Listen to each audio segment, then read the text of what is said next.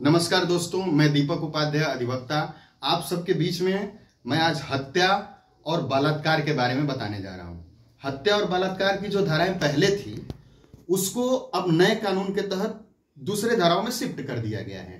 पहले हत्या को 302 के रूप में उसकी सजा की विस्तृत वर्णन की गई थी और 300 में 299 में हत्या के बारे में बताया गया था। अब प्रेजेंट टाइम में हत्या को शिफ्ट कर दिया गया है 100, 101 और 102। हत्या के दंड के बारे में जो है वो प्रावधान 103 में बताया गया है।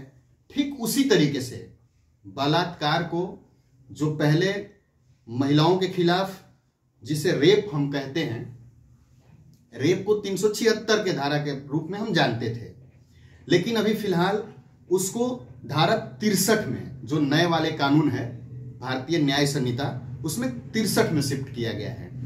63 जो बलात्कार को विस्तृत रूप से बताया है और बलात्कार की जो सजा है उसको 64 में बताया गया है। अब हम पुराने और नए कानून में थोड़ा सा डिफरेंस जानते हैं। क्या डिफर हुआ है? सबसे बड़ी चीज है कि जो पुराना कानून था, पुराने कानून में महिलाओं के प्रति जो आपराधिक घटनाएं की जाती थी उसमें बहुत बदलने की जरूरत पड़ी और बहुत तरीके से बदला भी गया। 2012 में उसमें बहुत बड़ा बदलाव हुआ। फिर बालकों के लिए पास्को एक्ट लाया गया। महिलाओं के संरक्षण के लिए उसमें कई बार अमेंडमेंट किए गए। सरकार को ऐसा लगा कि नहीं, हमें इसको चेंज करना चाहिए। अब क ख ग घ ऐसे करके धाराओं को जोड़ा जा रहा था। उस जगह पे सरकार ने जो नए कानून लाए हैं उसमें क्या किया है कि महिला और बालक को एक जगह उनके खिलाफ होने वाले अपराध को समायोजित कर दिया है।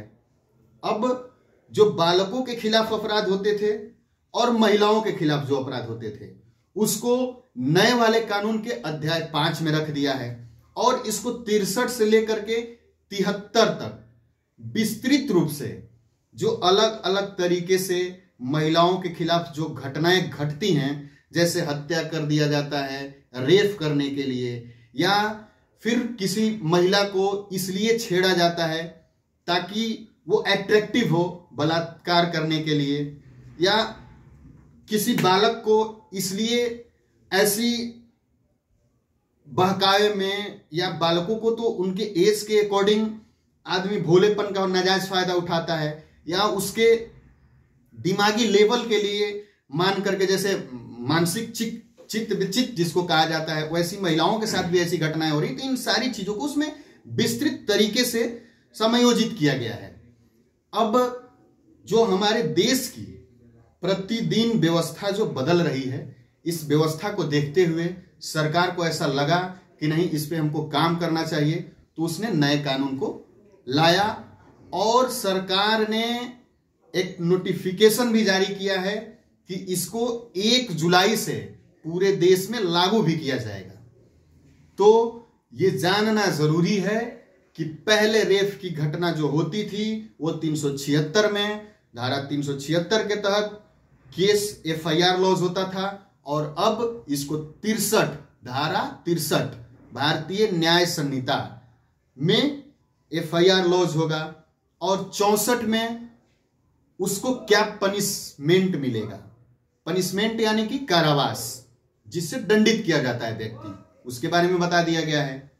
और हत्या की जो है, हत्या को 101 में बता दिया गया है, और 104 में जो हत्या के लिए क्या दंड हो सकते हैं उसको बता दिया गया है। मेरी